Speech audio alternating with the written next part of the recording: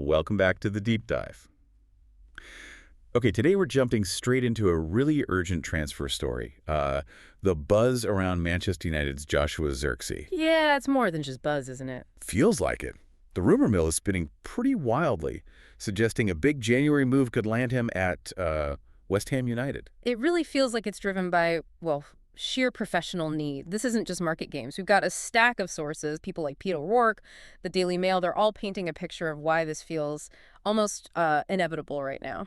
So our goal here is to quickly break down the factors making this rumor so, well, potent. You've got the player's anxiety, the club's desperation, and then this really interesting data angle. Absolutely. We're talking about Zirkzee, 24-year-old center forward. The rumored price is floating around $30 million. Yeah. But the key seems to be he needs a change, and fast. Exactly. What's really driving it all is this highly rated young player facing a crisis of playing time. West Ham's interest, confirmed.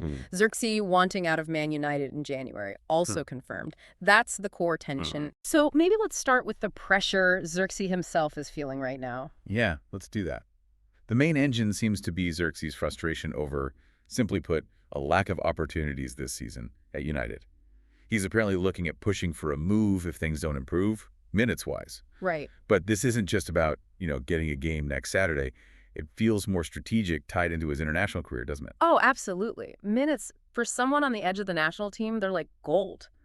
The Daily Mail specifically says he's keen on a departure because of concerns over his World Cup place. The 2026 World Cup, that seems a way off. It does, but it isn't really, not in planning terms. National managers, they're already thinking about their core squads, especially for crucial spots like the main striker. If you're consistently benched now... You risk falling off the radar completely. Precisely. By the time the qualifiers ramp up and the squad really starts taking shape, you could be out of the picture. So every game he spends on the bench, someone else competing for that Netherlands spot is playing, potentially scoring, building their case. It's a huge risk for him internationally. And that anxiety, it's only amplified by the public criticism he's facing. Sources point out he's dealing with criticism for his performances at Manchester United. And it's not just about not scoring, is it? It's broader than that. Yeah, it seems to be. Often focusing on his overall impact, his hold-up play, maybe decision-making when he does get those limited chances. And didn't a pundit, Valentin Driessen, single him out? What was that about? Yeah, Driessen's comments were quite pointed, basically suggested Zirkzee might not nail down that first-choice striker role for the Netherlands. Ouch. Yeah. So you combine that kind of public statement from a significant Dutch pundit with being benched at your club. It creates a perfect storm, really. He needs to play regularly, 90 minutes, to answer the critics and prove his value to the national team now. Exactly. And crucially, the sources confirm he wants to stay in the Premier League for his next move. Which really narrows it down, making West Ham and Everton the most likely landing spots. Precisely. Okay, that sets up the other side perfectly. If Zirkzee needs minutes and validation, West Ham are absolutely desperate for goals. Lopetegui has this huge problem. Massive problem. His 3 current strikers, they've scored just 3 goals between them all season. Is that right? That's the stat. 3 goals collectively. It's not sustainable. Not if they have any ambitions, no. Yeah. It makes Zirkzee, even with his recent struggles at United, look like a potentially game-changing signing. Right. The bar isn't even that high, is it? The expectation wouldn't necessarily be score 20 goals immediately, but just, be our main striker and score more than the other guys combined. Which seems achievable. We know West Ham are ready to engage in a transfer battle. Right. Team talk links them and Everton. And they have looked at them before, right? During Moyes' time. They did assess him previously, yes. But the need now feels much more acute. It's gone from general interest to urgent priority. And this is where it gets really interesting, moving beyond just the usual transfer speculation, because there's actual data backing this up. Exactly. The analytics firm SciSports, they've looked at this potential move and come back with a really high validation. A club fit score, right? What was the number? And 86, which is remarkably high. 86. Okay, let's break that down. What does SciSports actually look at to get to 86? It's not just someone's opinion, is it? No, not at all. It's about tactical compatibility. They analyze how Zirkzee's specific playing style, his movement, how he presses, maybe even aerial success rate aligns with Lopetegui's system at West Ham. So how Lopetegui wants his team to play. Exactly. And 86 suggests a near-perfect match. It implies that the role Lopetegui needs filled by his central striker, perhaps specific pressing triggers, holding the ball up, making certain runs, aligns almost perfectly with what Zirkzee naturally does well. Even if he hasn't shown it consistently at United. Right. The implication is that the Man United system might just be a mismatch for him rather than a fundamental flaw in his talent. And West Ham offers the statistically calculated solution. That's fascinating. It really is. It's basically a data-driven vote of confidence.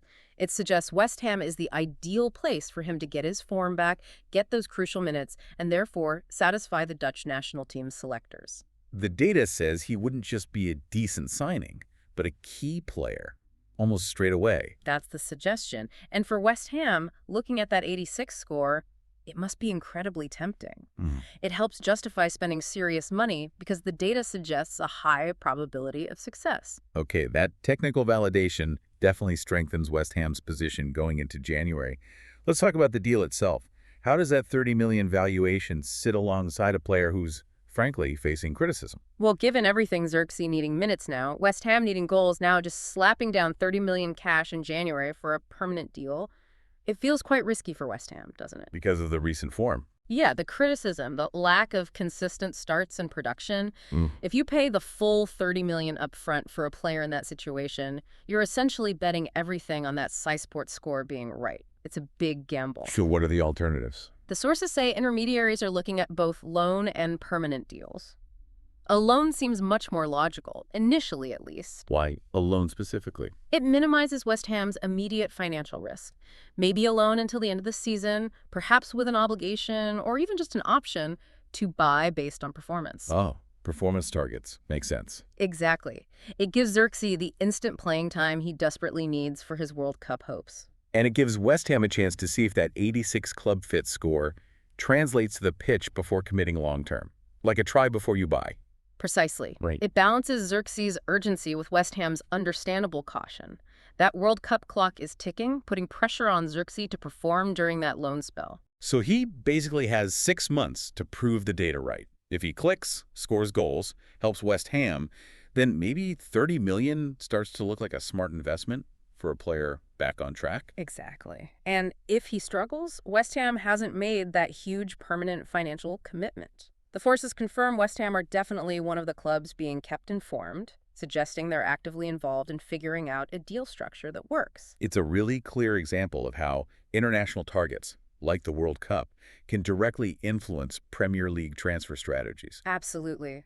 And while we know other clubs like Roma, maybe Sunderland, Napoli were mentioned before, The focus seems domestic now. very much so, his preference to stay in the Premier League, combined with the urgency, really points towards West Ham or Everton right now. The whole situation is just a perfect storm of needs aligning. Zirkzee needing to fix his slump, The data pointing squarely at West Ham as the place to do it. and West Ham just desperately needing someone who fits and can score. Yep, that sums it up. Okay, so we've pulled those threads together pretty quickly. For you listening, the key takeaway here is this isn't just noise.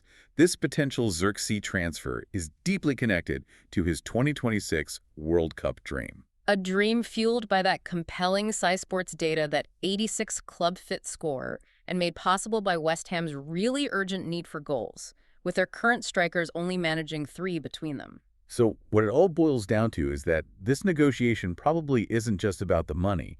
It's about who can offer the most guaranteed minutes in the best tactical system for a career reboot. Right, the player's immediate professional need is the driving force here. Which brings us to that fascinating paradox we uncovered.